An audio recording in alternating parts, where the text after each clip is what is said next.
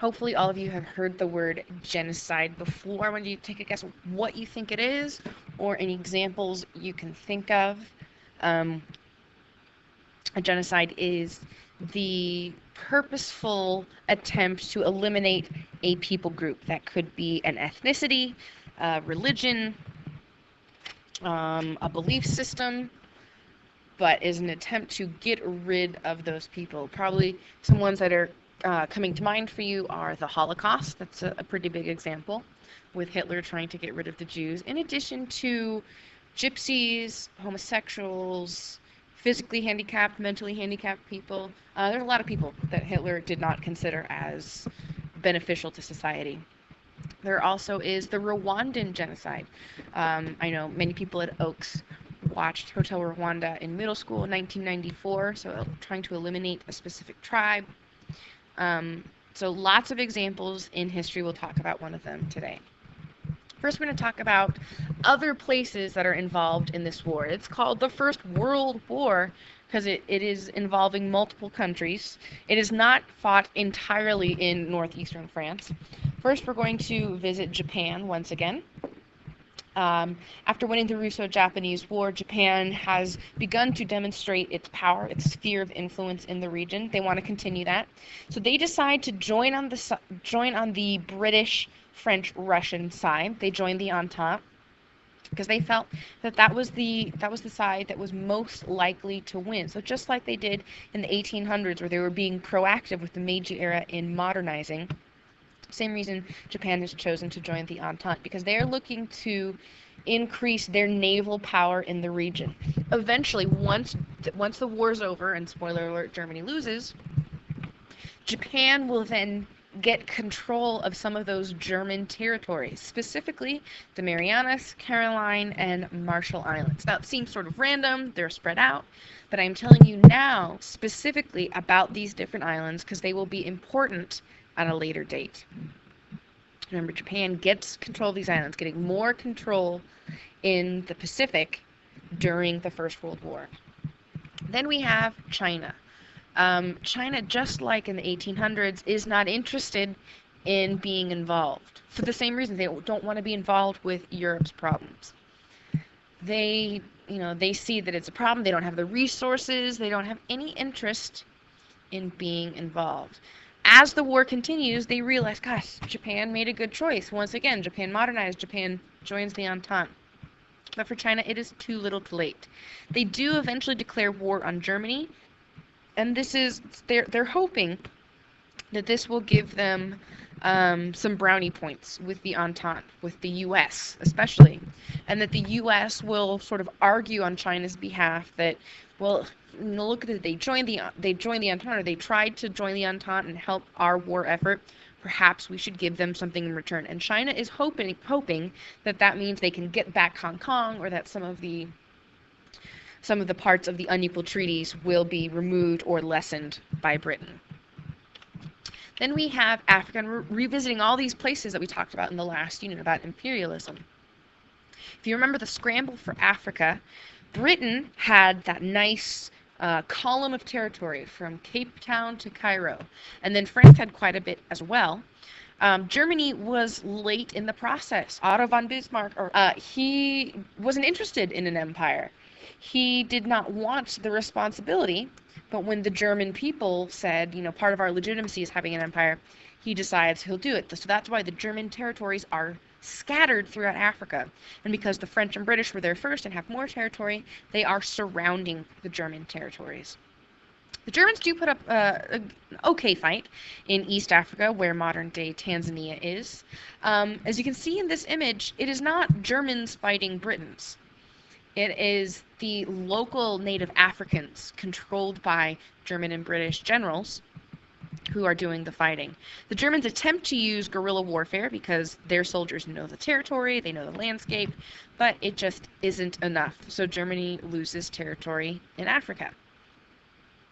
Then, very exotic, we have Ireland. Now, this isn't necessarily about fighting an outside enemy, but Ireland sees this as an opportunity to potentially get some independence.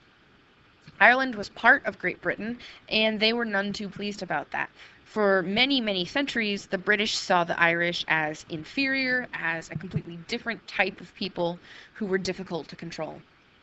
So while the British are fighting this war in Africa, in northeastern France, the Irish see a chance to get a little bit of freedom. This all begins with the Easter Uprising. It's Easter morning, 1916, and the Irish start attacking British government installations in Ireland. This begins a long process known as the Troubles, lasts into the 90s even. U2 sings about it, and there's movies about it. And the Irish are fighting for home rule. Eventually, they will gain partial independence. They will establish the Republic of Ireland in 1949, but still to this day there exists Northern Ireland, part of the island that belongs with Great Britain. So there's still some people today who feel like they didn't get total independence. Then we have the Middle East. The Ottoman Empire is the major player there. Hopefully you remember some of their territories. They used to cover North Africa and around much of the Mediterranean. But by the turn of the century, by 1900, this is all they're left with. They are the sick man of Europe. They're pretty weak, which is why they need to be allied with Germany. They need that boost in energy and swag, I guess. Lots of different issues that the Ottomans are dealing with. They know that they're falling apart. There are lots of different tribal and ethnic groups within these territories. So that's an internal pressure. And then the external pressure of, if we're at war, who do we side with? So that's why they side with the Germans. Because they don't want to be with the British, because the British would take advantage of them. The British are particularly interested in oil in the region. This is where we get British petroleum. By the time of the First World War, the British have trains and cars and planes and boats that need to be propelled. They have tanks. They need oil. It's the same reason that we still are very interested in the region. So the British attempt to get a foothold, to gain some support in the region, and they're going to use a young man named T.E. Lawrence. He is British, born and raised in England, very sort of high class, goes to the best schools that Britain has to offer. And the British government sends him to the Ottoman Empire. They send him to this region.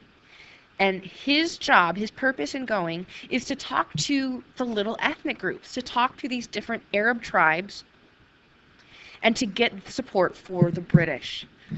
The argument he's going to use is, hey, these Ottomans, they don't appreciate your individuality.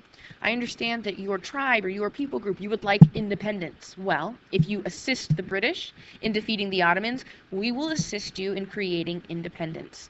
So you scratch my back, we'll scratch yours. It's a pretty epic story, so they created an epic movie about it, Lawrence of Arabia from the 1960s. And Lawrence is getting all these instructions from the government. Yes, we need this tribe, we need this assistance. And the problem is, they never really intended to give these people independence. And this is seen with the Sykes-Picot Agreement. This is a secret agreement between the British and French governments that is just the opposite of Lawrence's efforts. It is another version of the scramble for Africa, where the British and French take out the map and say, well, when we win this war, you take this, I'll take that. Not considering the tribes that live there, not considering the wishes of the people. And we still see these issues today with Turkey and Syria and Iraq and Iran and Palestine and Israel. A lot of that comes from international interference. So if you want to pause this video, I've put the link to the Daily Show video we watched with Sir Mapsalot, one of my favorites. Hope you enjoyed it. It's funny, but it makes an excellent point that when outsiders get involved and don't take into consideration the needs and desires of the local people, it always causes problems. Something else to take into consideration, not just the Arab groups, but also Jews.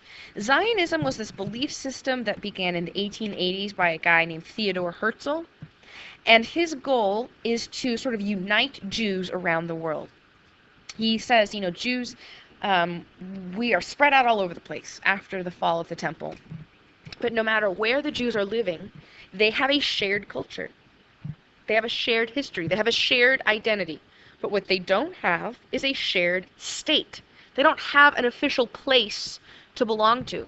So Zionism is the call for an official Jewish state. And to them, the most likely place would be in that yellow international zone in Palestine, their homeland, where Jerusalem is.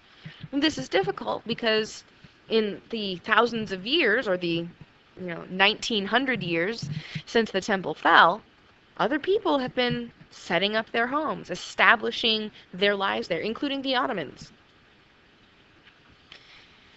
Sort of in this vein of Zionism, we have the Balfour Declaration. This was created and published by the British government. It essentially is an open letter that says that the British government would support the establishment of a Jewish homeland. So the Zionist Jews around the world read that and hear, wow, the British want to give us a place.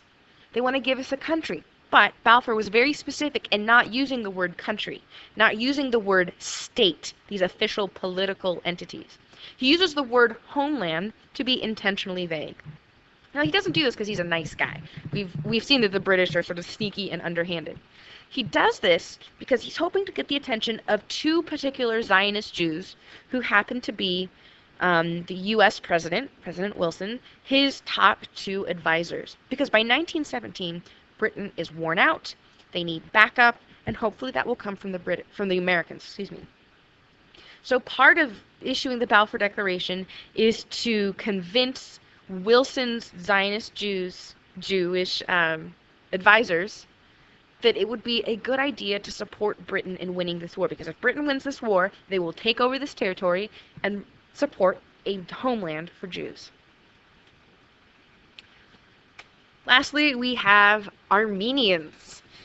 Now, Armenians, you probably know some without even knowing it. There's Cher. She is Armenian.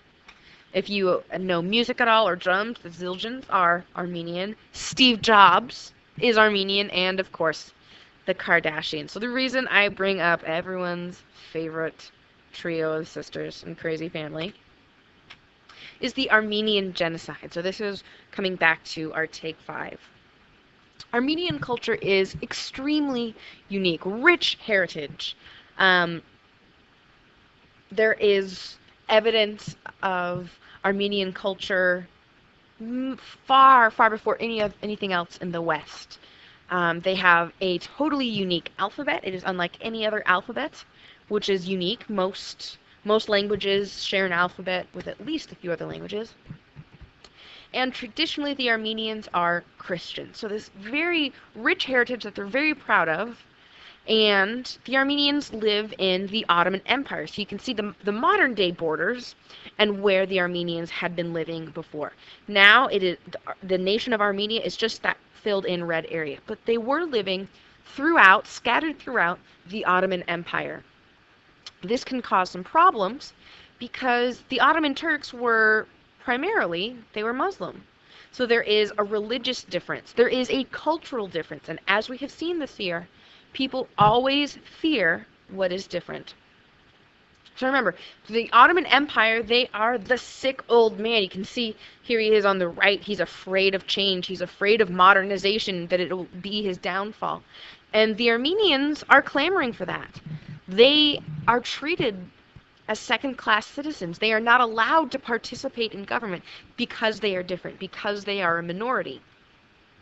So as they are pushing for a constitution, as they are pushing for more rights, this terrifies the Ottoman Empire. They already have the external pressures of the British and fighting a war, and now they have these internal pressures as well. You can see on the left of the picture, there is Russia. And Russia actually sort of has adopted the Armenians as, the underdog. This angers the Ottomans because they already don't like the Russians. So this gives the Ottoman Empire just more fuel to their fire to dislike the Armenian minority in the Ottoman Empire. This all comes to a head on April 25th, 1915. the local leaders, they contact the Armenian communities throughout the empire and say, meet us here on this date. And this actually gives the Armenians hope. They think this is wonderful. We're going to talk about progress, about our rights. They're fighting this war and they're trying to unify the empire. Wonderful. But instead, this is the beginning of the genocide. So all of these Armenian community leaders, church leaders, political leaders, they are brought into these meeting rooms, and the door is locked, and the building is burned down. Because this was an entire people group that the Ottomans saw as a nuisance. So lots of cases of mass burnings. Plenty of people were shot, and then also drownings, because people didn't take swimming lessons as children. Most people did not swim. So if you throw them into a river, they're probably going to die. And there were so many corpses that downstream, it slowed to almost a trickle. And so we have, as a genocide, the conscious attempt to eliminate a people group. Those who weren't killed immediately were transported. The Ottomans wanted to get them out of the bulk of, or the most populated areas of the empire. Some were on trains if they were lucky enough, but most of them walked. And this is May, June in this region. It's very, very hot.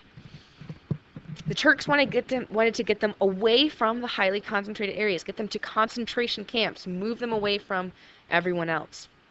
Many people died on the marches if they didn't make it to the concentration camps. And of course, they died in the camps as well. This was a school photo that was taken before the genocide. If you can see the 4 children with the X's, those are the only 4 out of that entire photograph that survived. In just a few months, it's estimated, we don't have exact numbers, but it was 1.5 million Armenians were killed, plus Assyrians and Greeks, other people groups that happened to have some people living in Ottoman territory. But this really is the Ottomans trying to eliminate the Armenian people, the Armenian culture. Now, most people have not heard of this. It's not a well-known event. However, it was in the New York Times. This is an article from the New York Times, one of the most well-respected newspapers in the world. But in 1915, most of the world is busy fighting World War I. They're not paying attention to what's going on. This is why I have you do current event assignments, to be aware of what's going on in the world. Still to this day, 100 years later, there continues to be an issue. Then and now, the government of Turkey denies that this is a genocide, or that this was a genocide. They contend that it was a misunderstanding, a disagreement. So it adds insult to injury. Not only was this people group, they tried to eliminate them, wipe them from the face of the earth, but to be denied an apology, to be denied a sense of closure. This is the first case in which the word genocide is used. It wasn't used until 1944, but someone was referring to what happened in the Ottoman Empire with the Armenians. That the root words that of a people to kill, that an attempt to kill an entire people. So this was first used in 1944. It will eventually be applied to many other cases. So for that reason, it's important as well. But sort of the lasting impact is that people who are Armenian, they really feel it is incredibly important to hold on to their culture, to celebrate who they are and what they stand for, because it had been attempted to be wiped out. But not everyone was. They celebrate who they are, and they're very proud of their rich culture today.